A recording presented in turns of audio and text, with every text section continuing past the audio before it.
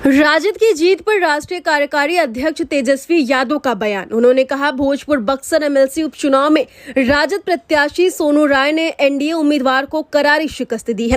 राजद प्रत्याशी के जीतने पर सभी कार्यकर्ताओं, मतदाताओं और नेताओं को हार्दिक बधाई एवं धन्यवाद। तेजस्वी यादव ने आगे कहा, हम शुरू से कह रहे हैं, अगर आज देश प्रदेश में मशीन की बजाय बैलेट पेपर यानी मतपत्र से चुनाव हो तो बीजेपी एनडीए कहीं भी नहीं टिकेगी। बिहार चुनाव में पोस्टल बैलेट पेपर में हम लोगों ने 150 से अधिक सीटें जीती थी, लेकिन तंत्र यंत्र, षड्यंत्र और छल कपट से हरा दिया गया था। आगे उन्होंने कहा कि आजकल मतगणना के दिन भी देर रात 1 से 2 बजे तक चुनाव परिणाम घोषित किए जाते हैं। पूर्व में मतपत्रों की गिनती में भी इतना ही समय लगता था, तो क्यों नहीं लोकतांत्रिक पारदर्शिता और जनतंत्र में जन विश्वास कायम रखने के लिए अब ईवीएम के बजाय बैलेट पेपर से ही चुनाव कराया जाए। और हाँ, हम हमेशा जीतने के बाद भी ईवीएम से मतदान कराने के पक्षधर रहे हैं। वहीं आगे तेजस्वी यादव ने यह भी कहा कि पुणे फिर से जीत की बधाई। आगे क्या कुछ कहा तेजस्वी यादव ने अपने प्रत्याशी के एमएलसी उपचुनाव के जीत पर, आप इस पूरी वीडियो में सुनिए। नमस्कार।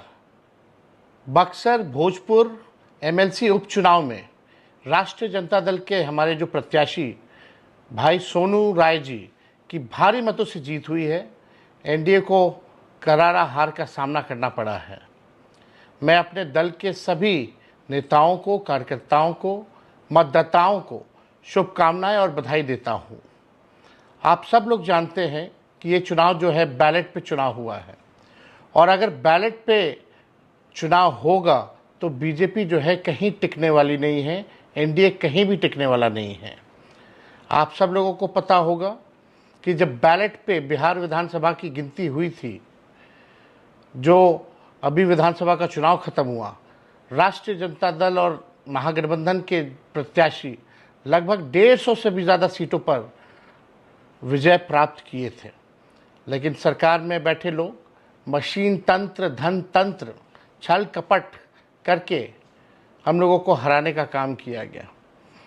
आज भी अगर मशीन से गिनतियां होती हैं तो पूरा दिन लग जाता है, रात के 1-2 बजे तक गिनती होती है। पहले भी वही होता था, लेकिन कोई फ़र्क नहीं है। तो हम ये कहते हैं कि भाई, जब समय उतना ही लग रहा है तो बैलेट पे ही क्यों नहीं वोटिंग हो। और बैलेट पे वोटिंग होती है तो परिणाम आप सब लोग जानते हैं कि एनडीए कहीं टिकने वाला नहीं है, बीजेपी कहीं टिकने वाला नहीं है।